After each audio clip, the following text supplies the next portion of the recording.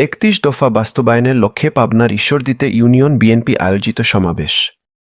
Nasim Uddin staff reporter, ছবিচিত্র বিস্তারিত। বাংলাদেশ জাতীয়তাবাদী BNP চেয়ারপারসনের উপদেষ্টা ও পাবনা জেলা বিএনপির আহ্বায়ক হাবিবুর রহমান হাবিব বলেন, দল কাকে নমিনেশন দিলা, কে সবুজ সংকেত পেল, কে আবার নমিনেশনের কার্ড পেলা, সেটা বড় কথা নয়। আসছে জাতীয় সংসদ নির্বাচনে বিএনপি মনোনীত প্রার্থীকে ধানের শীষ প্রতীকে বিপুল ভোটে দিয়ে নির্বাচিত করতে হবে, এটাই মূল কথা। তিনি আরে বলেন যে, যেসব ব্যক্তি স্বার্থ হাসিলের জন্য দলের নির্দেশনা মান্য করে না, যারা তারেক রহমানের নির্দেশনা মানে না।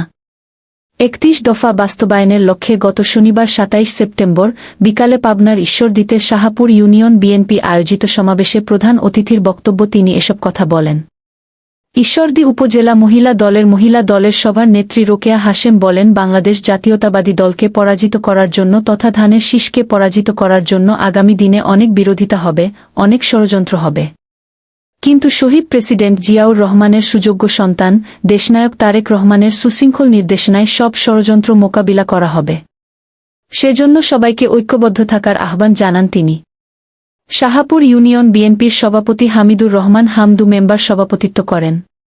সাধারণ সম্পাদক রমজান আলীর সঞ্চালনায় সমাবেশে বক্তব্য দেন ঈশ্বরদী উপজেলা বিএনপির সাবেক আহ্বায়ক জিয়াউল ইসলাম সন্টু সর্দার, সাবেক সাধারণ সম্পাদক আলাউদ্দিন বিশ্বাস, ঈশ্বরদী উপজেলা যুবদলের সাবেক সাধারণ সম্পাদক শরীফুল ইসলাম তুহিন, উপজেলা যুবদলের সদস্য সচিব রফিকুল ইসলাম রকি, উপজেলা ছাত্রদলের সাবেক সাধারণ সম্পাদক তানভীর হাসান সুমন, পাবনা জেলা ছাত্রদলের সহসভাপতি রফিকুল ইসলাম নয়ন প্রমুখ।